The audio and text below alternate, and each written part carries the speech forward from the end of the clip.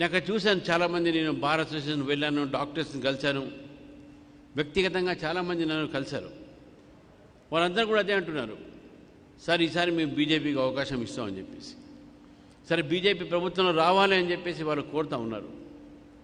మరి అటువంటి ఆకాంక్ష ప్రజల్లో ఉన్నది. ఈరోజు భారతీయ జనతా పార్టీ ఆ ప్రజల ఆకాంక్ష మేరకై మనం తయారు కావాలి. గ్రామాలలో భారతీయ జనతా పార్టీ యొక్క బలం పెరుగుతూ ఉన్నది. మనం చూసాము, గతంలో భారతీయ జనతా పార్టీకు ఒక ఎమ్మెల్యే ఉంటే ఈరోజు మనకు 8 మంది ఎమ్మెల్యేలు ఉన్నారు. గతంలో మనకు ఎమ్మెల్సీలు లేకపోతే ఈరోజు 3 ఎమ్మెల్సీలు ఉన్నారు. గతంలో మనకు 4 ఎంపీలు ఉంటే ఈరోజు 8 మంది ఎంపీలు ఉన్నారు. 2 రాజ్యసభ సభ్యులు ఉన్నారు.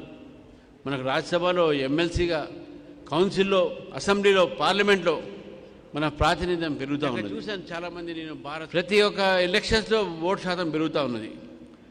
మరి ఈ రాష్ట్రంలో రాబోయేటటువంటి ఒక ఎన్నికలు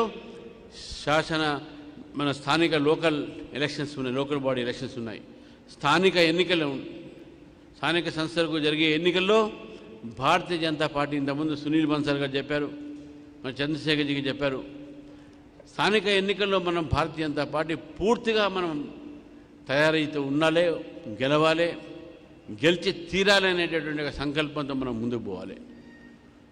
ఏదైతే విజయ సంకల్ప, ఏదైతే మన కార్యక్రమాలు పెట్టుకుంటున్నామో ఇవంతా కూడా మనము ఈ యొక్క రాష్ట్రంలో భారతీయ జనతా పార్టీకి మంచి పరిణామాలు రావాలి. పరిణామాలు రావాలంటే కార్యకర్తలు కదలాలి. కార్యకర్తలు కదలాలంటే నాయకులు ముందుకు రావాలి, కలిసివెలిసి ముందుకు పోవాలి అనేటువంటి అవసరం ఉందని చెప్పేసి కూడా ఈరోజు తెలియజేసిన మిత్రులారా, ఎప్పుడైతే ప్రజల ఆకాంక్ష ఉన్నదో భారతీయ జనతా పార్టీని గెలిపించాలని చెప్పేసి, అటువంటి ఆకాంక్షని మనం తయారు లేకపోతే, మనం వారు కోరుతున్నప్పుడు మనం కూడా తయారు లేకపోతే పొరపాటు మంది అవుతుంది. నేను డికే అరుణ గారిని వేదిక అవసరం కొడతా ఉన్నాను. కాబట్టి మిత్రులారా, మనం స్థానిక ఎన్నికలకు భారతీయ జనతా పార్టీ తయారవుతుంది.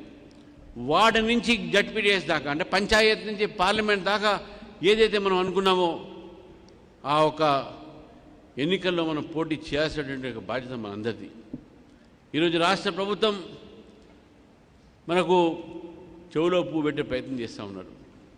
42% రిజర్వేషన్ పేరుతో 10% రిజర్వేషన్ దాంట్లో ముస్లింలకు ఇచ్చేటువంటి ప్రయత్నం చేస్తూ ఉన్నారు. మొట్టమొదటి నుంచి కూడా భారతీయ జనతా పార్టీ మతపరమైనటువంటి రిజర్వేషన్కు వ్యతిరేకం. మతపరమైన రిజర్వేషన్స్ అది కేవలం భారతదేశం ఒక ఏదైతే విభజన ఆ రోజు జరిగిందో మతపరమైనటువంటి ఒక కారణాల వల్ల జరిగినటువంటి విషయాన్ని మనం గుర్తుపెట్టుకోవాలి.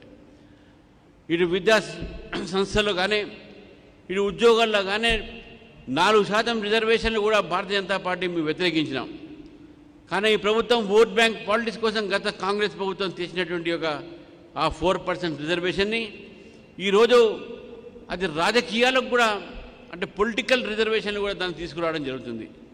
ఈ 10% ముస్లిం రిజర్వేషన్స్ రాజకీయ పొలిటికల్ రిజర్వేషన్ పెడితే ఈ నష్టం జరిగేది ఈ దేశంలో ఉన్న, ఈ రాష్ట్రంలో ఉన్నటువంటి బీసీలకు మాత్రమే.